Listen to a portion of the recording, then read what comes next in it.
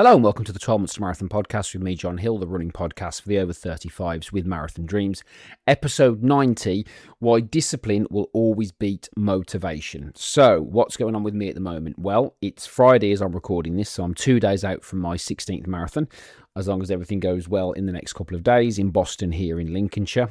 Feeling good, tapering's gone well. Usual stuff with tapering. It's a little bit weird, but I feel quite nicely rested and all the metrics are coming into line. So a couple of things you want to be looking for if you're brand new to this podcast, particularly if you are tapering over the next couple of weeks, are what you want to basically do is make sure that all your recovery metrics are in line. You can't do any more training. You can't build anything else now. Forget all of that. It's just about following your tapering plan and making sure that you're nicely rested and recovered. So things like training readiness, sleep scores, HRV, if you're using any metrics or tech that gives you those calculations or those numbers, those are the best things to be looking at this time. So I feel quite nicely rested. Usual stuff.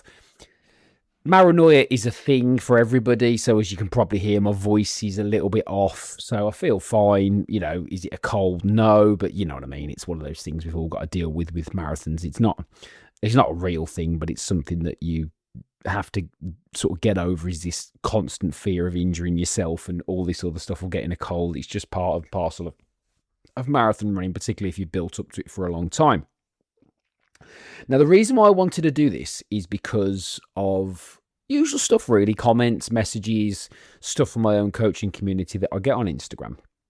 And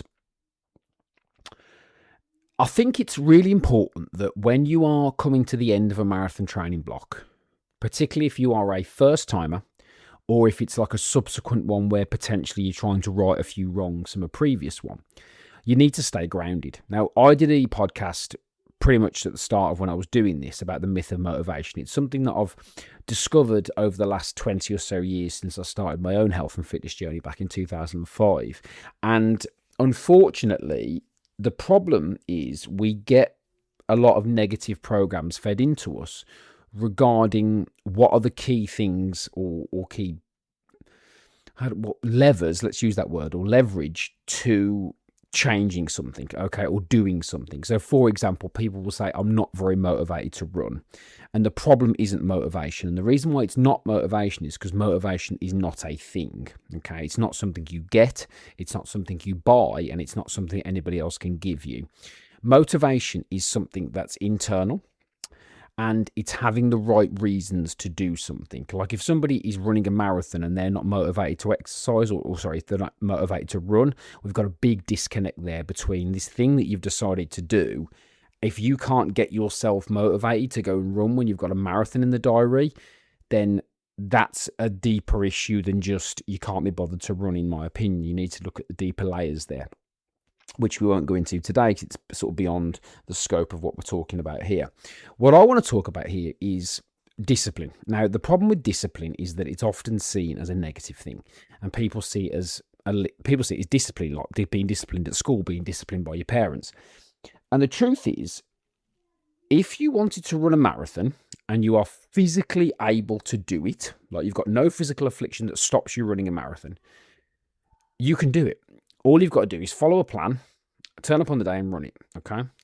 Now, the result you'll get from that varies, okay? That's not in question here. What's in question here is the actual structure. So I've been in the fitness industry for a long time, and one of the things I say to people is when somebody says, for example, I'm not motivated to do X, I'm like, well, what is that you're not motivated to do? I'll give you an example. So in the fitness world, a classic one is I'm not motivated to count my calories, which is pound for pound usually the most effective way of weight management. Someone will say I'm not motivated to do it. Well, motivation's irrelevant. All you do is just do it. Okay? It's the same with running to a certain degree. You either go or you don't go. And when it comes to marathons, you either follow the plan or you don't. And you follow the plan to the best of your ability or you don't. And at the end of that is a result. Okay? Now that result can vary on the day. Conditions, headwind, poor night's sleep, something out of your control. All that's different. That's why I never really commit to a time, because I don't know what's going to happen on the day. But you can follow a training plan and run a marathon, okay, if you're physically able to do it. Now, I always do my disclaimers here because I get comments and it's like, I'm not talking about injuries. I'm not talking about anything like that. I'm just talking about a perfectly able-bodied person who can follow a marathon training plan physically. You can do that. That doesn't take motivation. That takes discipline. Because discipline is, I'm going to follow this plan no matter what. Okay. Now, if you're listening to this and you're coming to the end of your marathon training block, and this is a conversation I had this week, what you need to do is go back and look over your training and say to yourself, that's the reality of the situation. Yeah. Now, the reality is different from motivation, because the reality will tell you exactly what you've done. So I had a conversation with someone and I sort of reminded them that they've actually done quite a few long distance runs, even though they've been struggling with a few injuries. Because again, I work with primarily people over the age of 35. It happens to all of us. Yeah. And it's not unavoidable, but it's one of those things where you're more likely to get niggles and injuries if you're a little bit older. Let's just face the truth. So what we have to do is manage that. So I said, look, you've done this many 16-mile runs, this many 18-mile runs, this many 20-mile runs. And they went, oh, yeah, because they didn't look back over it. Now, again, we're busy people. We don't always have a chance to look back over our training. But it takes discipline to do that. Because what will happen is if you don't do that, you'll get inside your own head and you'll start beating yourself up. And then you'll start saying things like, oh, I'm lacking motivation. I'm lacking this. I'm lacking that. Look at the facts. Facts are discipline. Okay. Now, there is a great book called Sacred Hoops by Phil Jackson. And Phil Jackson was the coach of the Chicago Bulls in the Michael Jordan era. So not to go off on a massive tangent here, but to put it into context, Michael Jordan earned something like 7 or 8 times the amount of money that every single player on that team earned except him. He was the top earner. In context, it was something like he earned $35 million a year. And this is early 90s, by the way. And then the next person down earned $5 million a year, which is still an obscene amount of money, but compared to him. And Phil Jackson had to manage this team with all these superstars, and including him. And he had this thing where he would always say, I wouldn't do the big rah-rah speeches prior to a game. I would be calm and measured and get my guys focused in the game. And I think that's important here as well, because people think they watch people like David Goggins online and other people, and this screaming and shouting and slapping our heads and doing all this stuff and like banging our heads, rah, and all this motivational stuff. And what it does is it tricks us to thinking there's something wrong with us, because we're not like that. And the truth is, discipline is quiet. Just like courage is quiet, just like being self-assured is quiet. Insecurities are loud. Now, you notice these people on the internet who throw loads of abuse at people and start criticizing people. You know, I've seen this thing lately of, you know, a lot of people starting their running journeys, particularly, you know, maybe a few plus size people or that type of people who are starting their fitness journeys and being brave and posting it are getting loads of grief from people who are saying, oh, did you walk and all this business? That's insecurity, because that's loud. Discipline is quiet. And self-discipline is the ability to find within yourself what is required to do a specific task. That's kind of the definition. I've butchered that a little bit, but as you know with these podcasts by now, there's no script here, there's no structure. I'm just sort of shooting from the hip, as the expression goes. So self-discipline is that ability to find within yourself what is required to do the work.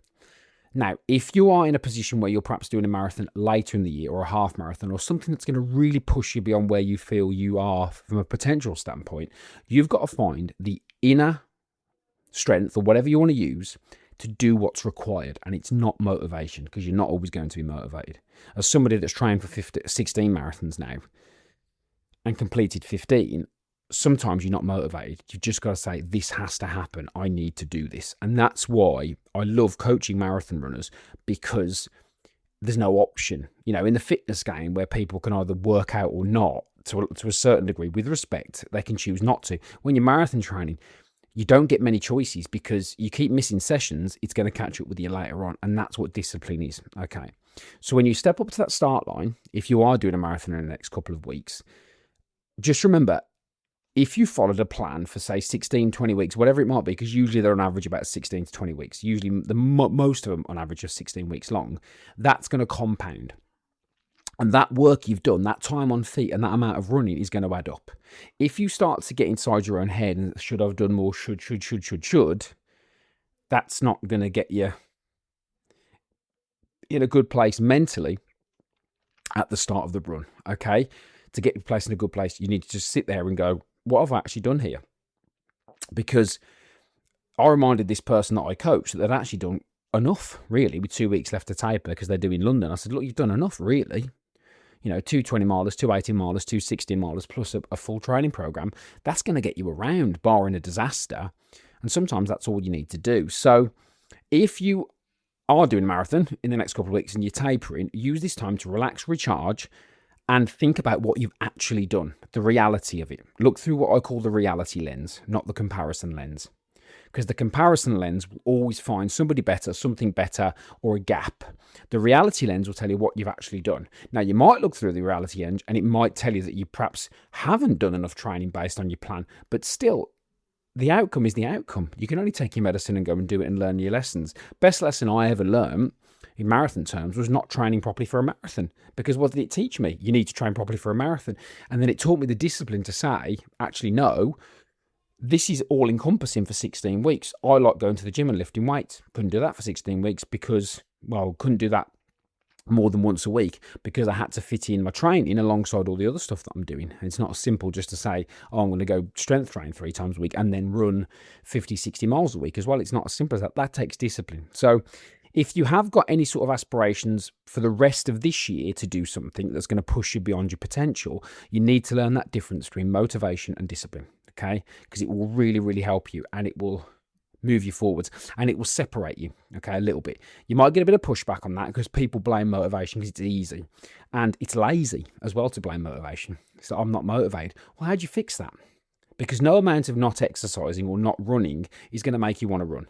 No amount of anxiety is going to cure anxiety. No amount of depression is going to cure depression. And that all comes down to one core principle, which is no amount of darkness can drive out darkness. As Martin Luther King said, only light can drive out darkness. Only love can drive out hate, yeah? Bit profound, but it's true in this case. Only running can help you be a better runner.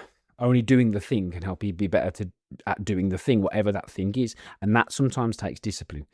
And this is what you have to realise, that the shouty, screamy, intense, motivational stuff often doesn't last and often is very faddy and it's very entertaining, but it's not what gets the job done. What gets the job done is that winter run in the cold, in the rain, perhaps in the dark, when you didn't feel like it. That's discipline, because that's the one that doesn't look good on social media. You know, you get these people running in the sunshine with their tops off and colourful clothing and all this sort of business. Great, you do you. But that's not what this is always about. Sometimes it's in the dark. I've posted videos of me running in the dark, which have not got that many views because I'm running in the dark. But I'm telling, that's what I try and tell people. This is the reality of marathon training for a spring marathon. You know, for 2 to 3 months, you know, if you're having to fit your workouts in where best you can, it's perhaps going to be dark and it's perhaps going to be wet and it's perhaps going to be cold. But that takes discipline, not motivation. That's discipline to say, I need to get this done. And then the discipline filters down into, well, what do you have to plan? How do you have to go to bed earlier? Do you have to organise your family stuff? Do you have to organise your work? And then that discipline fits down into different layers of discipline. But when you get that right, then you can apply that to all different types of things. And it's really important to remember that. And sometimes people will say, oh, discipline's negative. And again, it's a way of saying, oh, I don't want to be, I don't want to think about that. It's negative. No, self-discipline is not negative. It's that ability to find that inner strength to do what needs to be done. So, final message for this week, because I'm conscious that some people are doing marathons this weekend here in the UK, Brighton, and then we've got Boston in the US, London and Manchester as well coming later this month. Focus on the work you've actually done, relax mentally and physically, and just remember, if you've done the work, it will come together on the day. If you followed your plan to the best of your ability, I'm talking 80, 90% of that plan, it will come together on the day. Don't listen to anybody who's never run a marathon. Get away from the negativity. Stop looking for suggestions of things online. Follow your plan, okay? Stop asking people for advice if you've got a plan. Don't ask people for nutrition advice if you've got a plan. Don't spend your money on magic beans at the expo or stuff at the expo last minute that's not going to help you on the day. Follow your plan, because following your plan and not getting caught up in distraction and not getting caught up in novelty and for shiny objects is also discipline, because anybody can get motivated and focus on the faddy stuff and the shiny objects, okay? That's my message to you. And if you're doing a marathon later in the year or planning to do one, you've got to get this discipline thing down, because that's the key to everything that unlocks the door. So if you are running this weekend, like myself, go well. Do your best. You've done the work. Don't mess anything up now. Relax and enjoy it. And if it doesn't go your way, for whatever reason, now or in the next couple of weeks, it's just a lesson and you can always go again. You can always learn and you can always go again. My first few marathons were terrible. I learned, I developed, I researched, I tested, and here we are. Okay. So, to all of you, again, go well. Thank you very much for listening. I appreciate it. If you're brand new to the podcast, don't forget to subscribe wherever you get your podcast from, Apple or Spotify. If you are listening on one of those platforms, I do appreciate the reviews and the comments. They really help, particularly on Spotify. If you're a regular listener, take the time, please, just to drop me a quick review. It helps me. If you want to share this with your friends, also appreciated. And as always, hop over to Instagram at 12 Months to Marathon. Drop me a follow over there for all your daily running content and tips. And if you click the link on my bio, you can subscribe to my free running community for the over 35s. We can take you away from the social media noise and give you some support and accountability over there as well. And you can join a fantastic community of people. Thank you very much for listening as always. And I'll speak to you again after my marathon.